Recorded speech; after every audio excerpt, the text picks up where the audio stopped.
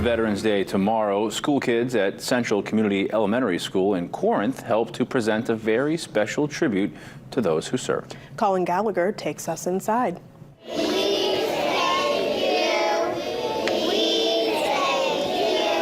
Students and faculty at Central Community Elementary in Corinth hosted local veterans with a yearly Veterans Day ceremony in the school's auditorium. The ceremony also coincided with the 250th birthday of the United States Marine Corps.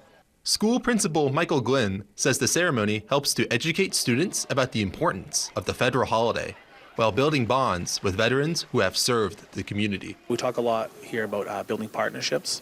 It's just another way that we're building partnerships with all the veterans in our community.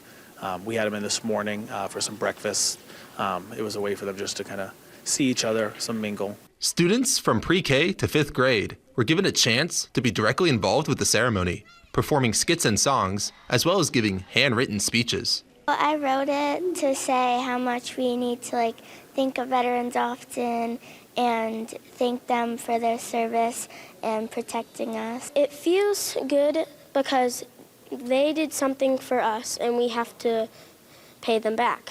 As the ceremony drew to a close, 5th grade students handed out carnations and letters, a symbol of giving back to those who came before.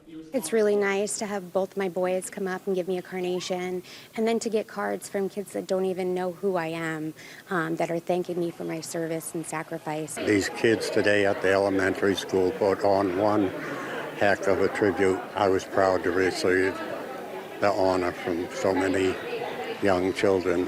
Colin Gallagher, WABI News, Corinth.